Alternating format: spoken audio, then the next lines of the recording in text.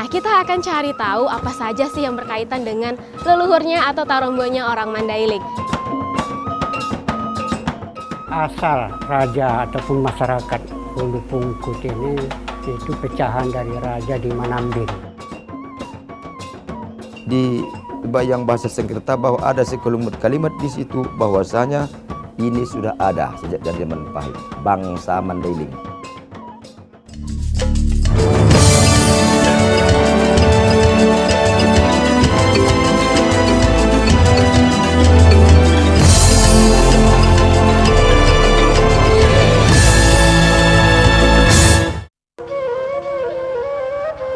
Pemirsa, saat ini tim potret berada di Panyabungan, ibu kotanya Kabupaten Mandailing Natal. Daerah ini berada di sisi paling barat Provinsi Sumatera Utara dan berbatasan langsung dengan Provinsi Sumatera Barat.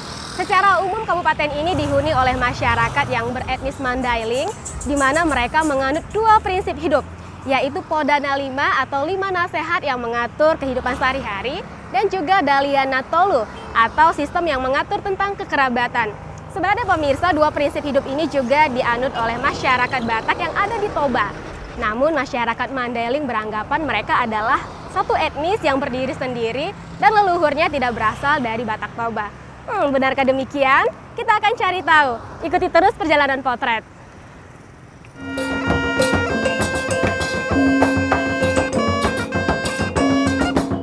Sebagai suatu etnis, masyarakat Mandailing mengaku memiliki tarombo atau silsilah leluhur tersendiri yang sudah ada sejak masa kerajaan di tempat ini.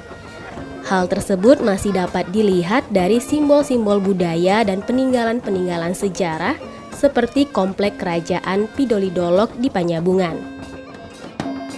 Situs sejarah berupa Bagas Godang atau rumah raja, Sopo Godang atau tempat bermusyawarah menjadi bukti bahwa Mandailing telah lama memiliki sistem pemerintahan tersendiri. Kini tempat ini dimanfaatkan oleh pemerintah daerah untuk pengembangan seni dan budaya Mandailing.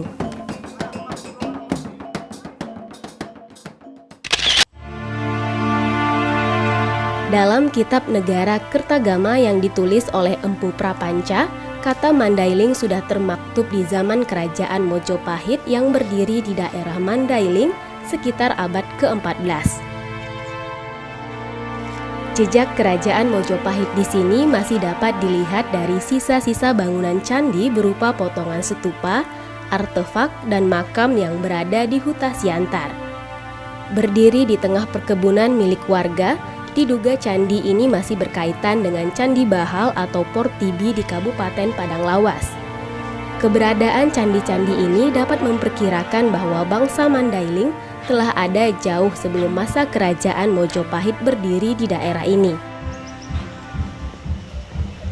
Untuk memperdalam pemahaman tentang sejarah Mandailing di masa silam, maka tim potret berkunjung ke perpustakaan dan museum Mandailing di Desa Huta Pungkut, Kecamatan Ulu Pungkut. Melalui berbagai koleksinya, tim potret melihat gambaran kecil tentang bagaimana sistem kerajaan dan pola hidup masyarakat ketika itu berlangsung. Sedangkan melalui perpustakaannya, kami mendapat sedikit pemahaman tentang tarombo Mandailing yang memiliki banyak versi. Alangkah tidak baiknya jika kami menyimpulkan sendiri tentang tarombo Mandailing ini hanya dengan bermodalkan informasi dari tempat-tempat yang kami kunjungi.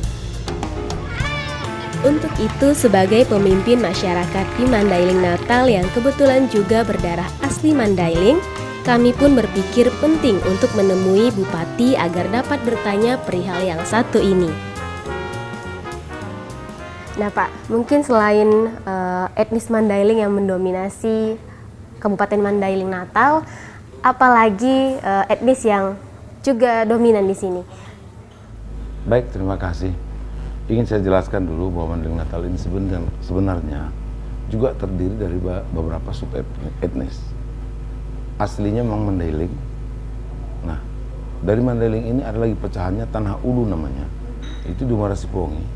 Dan ada pesisir pantai, itulah di Natal. Dan selain etnis-etnis yang ada asli, di Mandailing Natal juga banyak bermukim etnis Padang ataupun Minangkabau dan juga etnis Jawa.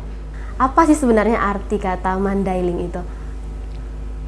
Ini sebenarnya masih belum ada kesatuan pendapat.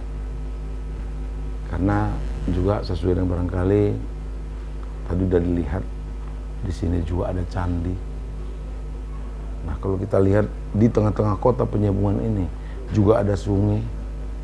Di sana ada desa namanya Pidoli yang menurut tetua-tetua kita itu dulu berasal dari asal kata New Delhi. Nah, kita kaitkan dengan candi, ya mungkin ada benarnya. Nah, kami yang Nasution semua bereok-bereok. Nah, kata Mandailing juga perpaduan mungkin dari Minangkabau sebagian dulu ataupun dari India. Dahulu kala wilayah Mandailing pernah berkuasa dua kerajaan besar, yaitu Kerajaan Marganasution yang berada di Mandailing Godang atau Panyabungan dan Kerajaan Lubis yang berada di Mandailing Julu atau kawasan Ulu Pungkut. Meskipun sistem kerajaan sudah lama berakhir, namun masih ada keturunan raja yang biasanya memiliki tanggung jawab sebagai pemangku adat. Salah satunya keturunan Raja Lubis yang ingin tim potret temui kali ini untuk bertanya mengenai sejarah asal Tarombo Mandailing. Kenapa ya Mandailing itu nggak mau disebut bagian dari suku Batak? Nah itu makanya saya bilang tadi, kita junjung tinggi semua apa yang ada di Nusantara ini. Kita kan Bhinneka Tunggal Ika. Jadi yang ke kami itu memang kalau khusus marga Lubis ya, kita memang nggak ada kaitannya dengan mereka, kan? Nggak ada. Kami dari Hindia belakang sana, nah, termasuk Sina Morapan itu terdampar dulu di Barumun kan. Nah, jadi kalau khusus gitu, kalau ke marga Lubis yang diwasiatkan ke kita dulu dari nenek-nenek kita itulah itu. Sina Morapan Demusia terdampar dia di Barumun, nyelusuri terus ke hulu, sampailah dia di Sigalangan, nama kampungnya Lobu Hatongga. Ada tidak ya bukti sejarah mungkin atau referensi dari kitab-kitab terdahulu yang menyatakan bahwa Mandailing ini bukan bagian dari Batak? Ada di yang bahasa Sengketa bahwa ada sekelumit kalimat di situ bahwasanya ini sudah ada sejak dari zaman Pahit, bangsa Mandailing. Dari itulah maka kami sudah komit itu waktu itu bahwa kita adalah satu bangsa.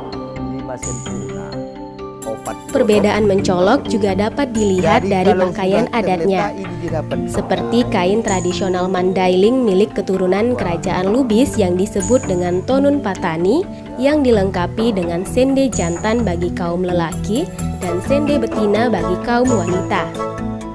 Motif kain ini tentunya sangat berbeda dengan ulos Batak Toba yang biasanya bermotif gorga.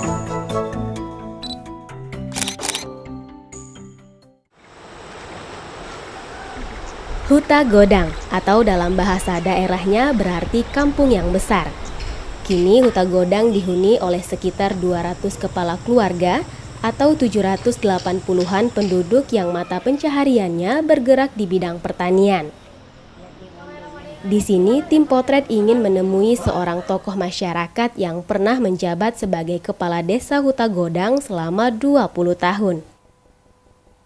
Tujuannya tentu masih seputar sejarah dan Tarombo Mandailing. Nah, untuk desa ini sendiri, sejarah berdirinya itu bagaimana ya Pak?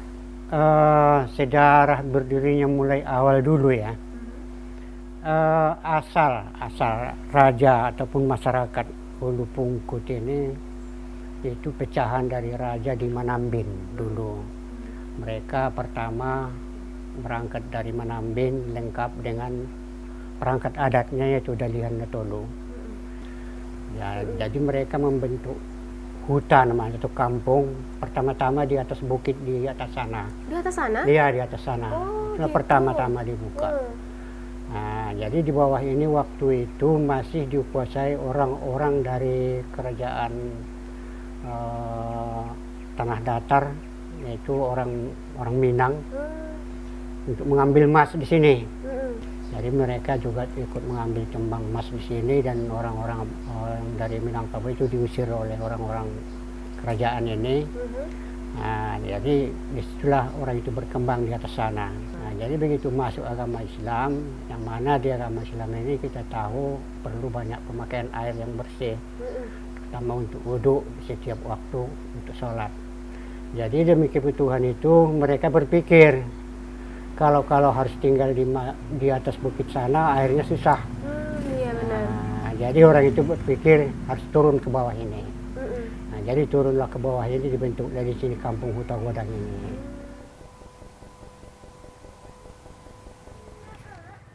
Inilah komplek Kerajaan Bagas Godang. Kerajaan ini terakhir kali dipimpin oleh Raja Junjungan Lubis yang ketiga. Hal pertama yang menarik perhatian tim potret berada di puncak bangunan Bagas dan Sopo Godang. Berbeda dengan bangunan atau rumah adat Batak Toba, di sini menggunakan pedang bukannya kepala kerbau. Kini bangunan ini masih digunakan oleh warga untuk mengadakan musyawarah atau pertemuan adat. Nah, itu artinya komplek Bagas Godang ini ada ketika kerajaan turun dari gunung ya Pak? Iya, betul. Jadi waktu itu kerajaan turun dari gunung, nah, ditempatkanlah di sini Bagas Godang. Iya. Nah, ditempatkanlah di sini Sopo Godang. Ini Sopo Godang ini setahu saya, tiang-tiangnya ini masih Sopo Godang yang asli dipakai di waktu di atas sana dulu. Wow, jadi diturunkan? Diturunkan. Dari gunung? Dari gunung. Coba bayangkan gimana menurunkan itu dengan tenaga pundak manusia. Iya. Tapi berkat kerjasama gotong royong sebagai sistem masyarakat adat zaman dulu, semua bisa dilakukan dengan baik dan benar. Nah. Ornamen-ornamen yang ada pada semua bangunan juga berbeda dengan Batak Toba yang didominasi oleh ukiran cicak dan payudara wanita. Semua ornamen ini tentunya memiliki makna, seperti salah satunya lambang segitiga yang bermakna Dalihan Natolu, yang terdiri dari kahanggi atau keluarga inti dari satu marga, anak boru atau pihak besan, dan mora atau keluarga dari pihak istri, di mana ketiga unsur adat ini memiliki peranan penting dalam menjalankan satu pemerintahan dalam kerajaan. Ini adalah patung sangkalan, sipangan anak, sipangan boru. Patung ini berbentuk binatang mitos yang memakan anak kecil. Itu berarti hukum tidak memandang bulu bahkan pada anak raja sendiri.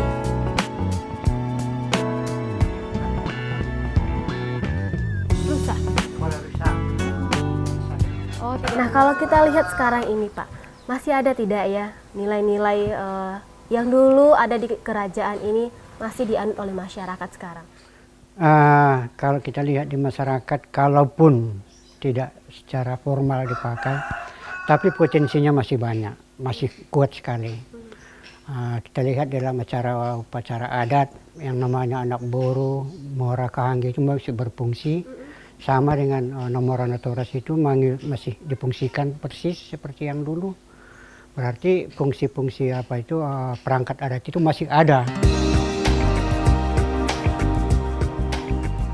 Berjarak sekitar 200 meter dari komplek Bagas Godang terdapat sebuah komplek pemakaman Raja-Raja Bagas Godang beserta keturunannya.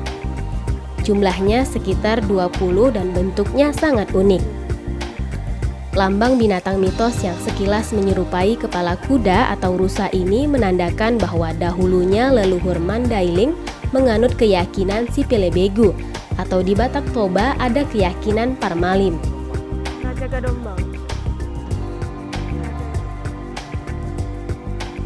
Tidak jauh dari komplek pemakaman kuno, kami pun mengunjungi makam Raja-Raja Lubis Mandailing yang sudah memiliki nisan, yaitu makam Raja Junjungan Lubis, di mana turunannya Raja Junjungan Lubis ketiga pernah menjabat sebagai Gubernur Sumatera Utara periode 1960 sampai 1963.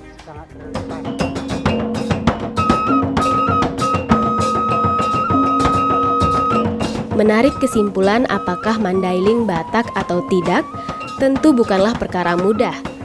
Perdebatan mengenai hal ini begitu panjang, sebab banyak kisah, keyakinan, dan penafsiran. Pun begitu, kesimpulan terakhir ada pada diri kita masing-masing.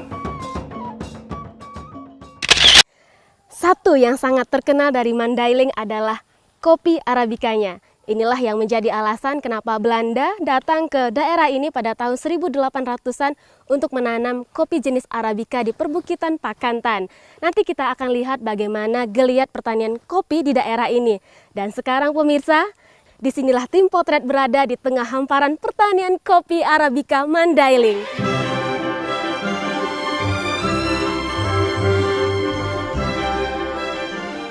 Kecamatan Ulu Pungkut atau dalam bahasa Sanskerta berarti kepala emas menjadi salah satu sentra pertanian kopi di Kabupaten Mandailing Natal. Diapit oleh kawasan perbukitan, daerah ini sangat baik bagi pertumbuhan kopi jenis Robusta maupun Arabica. Meski terkenal dengan penghasil salah satu kopi terbaik di dunia, produktivitas petani kopi di sini justru dinilai masih sangat rendah. Inilah yang memotivasi sebuah lembaga konservasi lingkungan, Sumatra Rainforest Institute atau SRI, yang dipimpin oleh Rashid Asaf Dongoran, mengembangkan program pembinaan petani kopi di daerah ini. Sebenarnya bagaimana sih kondisi petani kopi di sini sampai SRI merasa penting untuk membina petani-petani kopi di sini? Ya, pertama hal ini berawal dari kita punya program misi pelestarian hutan dan satwa-satwa langka yang ada di sekitar hutan konservasi di Mandailing Natal, ini Taman Nasional Batanggadis. Lalu kita juga melihat bahwa hutan yang alami ini berpengaruh kepada pasokan sumber air bersih ke masyarakat sekitar hutan. Lalu kita melihat juga ada komoditi yang sangat penting bisa kita kembangkan lagi. Kita kemudian meneliti kopi ini, kopi Mandailing cukup terkenal. Kita teliti loh, kenapa produksinya dari Mandailing sendiri serendah. Lalu kita mengambil inisiatif itu mendampingi masyarakat di sekitar hutan di Mandailing ini untuk mengembangkan kopi-kopi yang nantinya unggul, baik dan bisa dipasarkan memenuhi pasar itu tadi. Program pengembangan kopi SRI yang didukung oleh Tropical Forest Conservation Action atau TFCA ini telah membentuk 8 kelompok tani yang tersebar di 4 kecamatan di Madinah.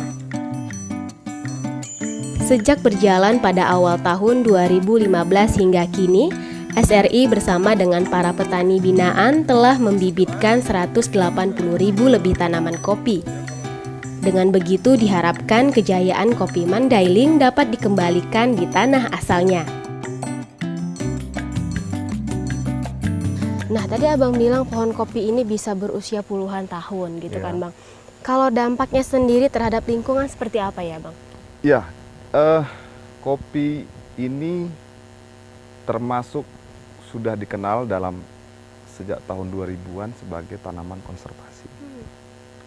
Apa sebab?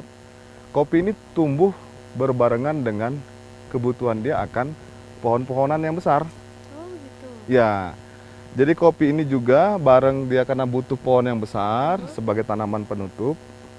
Jadi dia memperkuat ekosistem yang ada di sini, memperkuat alam. Jadi dua dapat manfaatnya. Pertama, kesuburan tanah tetap terpertahankan dengan adanya kombinasi. Seperti ini kita lihat nih kan banyak pohon-pohon besar nih kan. Ini nggak boleh ditebang, gitu, harus tetap ada. Jadi burung-burung boleh singgap di sini gitu. Semua menikmati alam ini. Jadi nampak, jadi air juga terjaga di hulu sana, di pinggir, di bawah itu di pedesaan. Dari ekonomi kita dapat dari panen ini. Nah, inilah kenapa kemudian kopi ini diterang dengan nama kopi konservasi. Sebagai bagian dari program pengembangan kopi Mandailing, SRI tidak hanya berhenti pada tahap pembibitannya saja.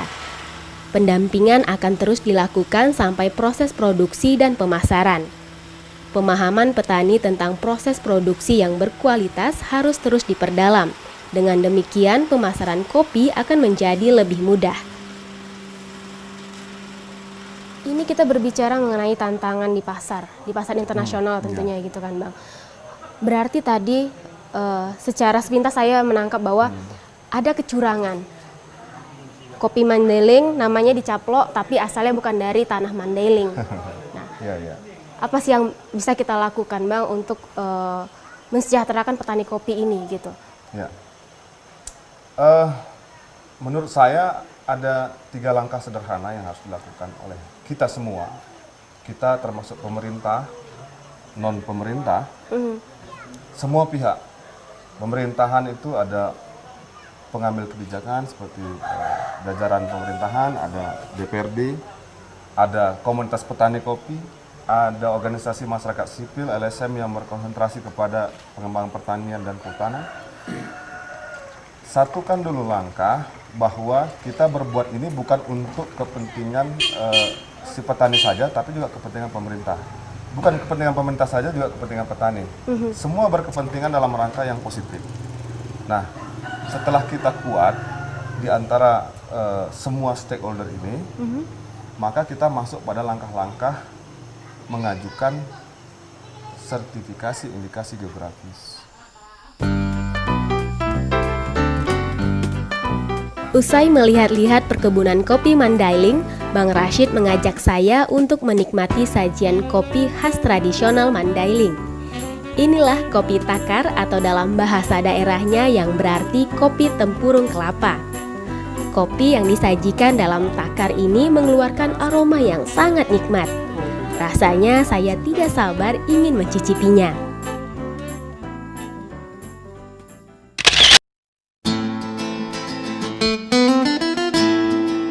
Perbedaan adalah kekayaan. Setiap suku dan etnis yang ada di negeri ini lahir dari satu tanah air yang sama. Dengan menjunjung tinggi cita-cita leluhur akan kemajuan bangsa yang beradab, bangsa yang mampu memandang perbedaan adalah suatu anugerah. Sebab perbedaan mengajarkan kita tentang rasa saling memahami dan menghargai perbedaan yang ada. Sampai jumpa lagi dalam edisi potret selanjutnya. Selalu ingat buka mata, hati, dan telinga. Karena ada banyak nilai berharga yang dapat menjadi potret bagi masa depan kita. Sampai jumpa.